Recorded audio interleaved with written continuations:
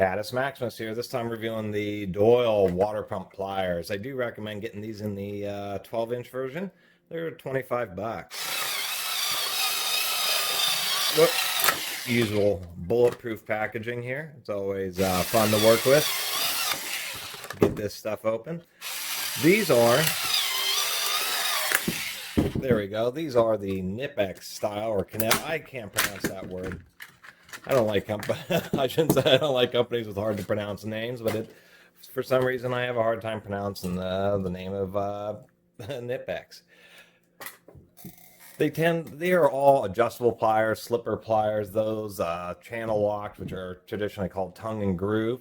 That's what they are. They're a single set of pliers that can actually be optimized for a variety of different fasteners. Knipex popularized this style where they use a spring-loaded pawl with a couple teeth, and it slides in and out of all these little notches that have been broached in the other half of the pliers. It is a more expensive design because they have to forge this piece and do a big slit through the back of the piece here and then this fine broaching. But of course, tongue and groove pliers were invented by Channel Lock and have been around since 1934. So in 1930s, this was the easiest way to make an adjustable set of pliers that was reliable and relatively strong. I found that with warranty on pliers, whether it's Knipex or Channel Lock, tends to be a little bit tougher. Even had somebody talk about some of the Doyle pliers. They had somehow broke 2 pairs of them, and Harbor Freight was even Harbor Freight was giving them junk, saying, you know, we're not going to continuously replace pliers that people are just breaking. Otherwise, generally speaking, if it does, you know, just fail unnaturally, that would be one advantage, is that you can just go into Harbor Freight and swap them out. It can be, depending on where you buy Knipex pliers or even Channel Locks, you may have some trouble with the warranty. I've even had trouble with Channel Lock warranties and I have broken them. Usually, these types of pliers is when you're prying on something sideways. That's really where they're the weakest. Now, all the Doyle products are indeed Taiwanese, and the quality, as far as, you know, fit, finish, manufacturing quality, is definitely pretty good. These Doyles are definitely pretty decent. What do we have written on the back here? We have non-insulated, so that's a good news. So you just use these. These are general purpose pliers for plumbing work and gripping work. They have this different style of jaw here, which is even different than what Channel Lock uses. So it has 2 V grooves to help give it grip, and then they have directionalized teeth on those grooves. So if you're working on hex fasteners, plumbing fittings.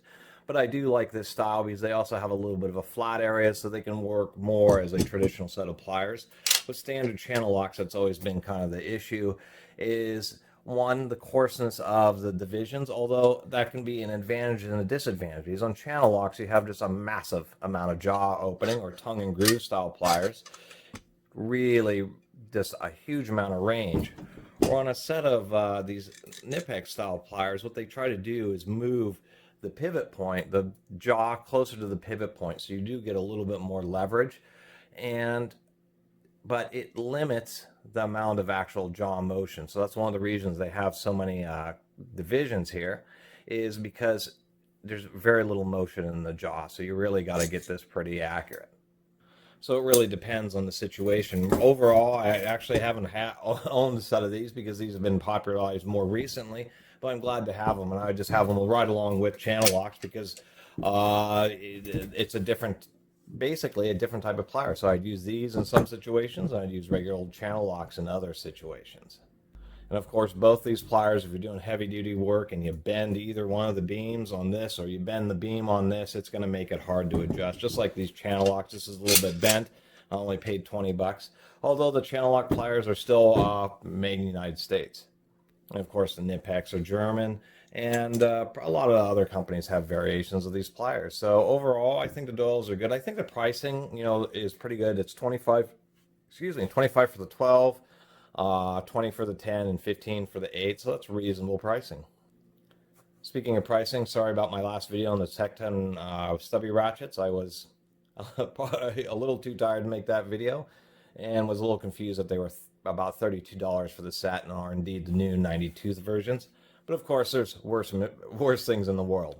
such as, of course, getting a nasal test with a half-inch cotton swab.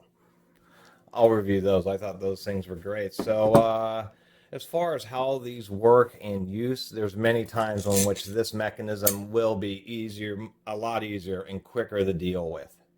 They're just a type of plier that for that quickness, there's a slight takeaway that you're going to have to adjust them more often than just getting them into a position which you think is close enough, and generally that'll work with the channel locks. But of course these, if you're off just by a little bit, you're going to have to readjust the pliers. But there's a pretty quick way to use them. Here, let me show. So in an under sink situation, you got to get the channel locks out. If you're on your back, you got to adjust them. If you got them in there, actually landed on the right spot. If you just don't have a lot of space, you got to fiddle with them just a little bit. And the nice thing about these Knipex styles is you just take it, push it out, put it against the fastener, and just put it up just like that, and it's really pretty easy to adjust. If I need to go over here, here's another particular advantage. If you're just in an awkward position and you can only go using your one hand, you can get these pliers up onto a fastener like here. And actually, if you get the hang of it, sometimes it's a little difficult, but you can do that and actually adjust it with one hand, and that is a particular advantage. And I think that's really what attracts me to this style of plier the most, is in those particular situations where you have the set of channel locks, you don't have them adjusted right, and you got to like pull them out, reach your arm around, get out of that awkward space just to try to readjust them. Or in this situation, you can fidget with them and with just one hand and adjust them, and that can save quite a bit of hassle. And then, of course, I do like how they have this style of hex. Whoop, didn't get that quite adjusted properly. There we go.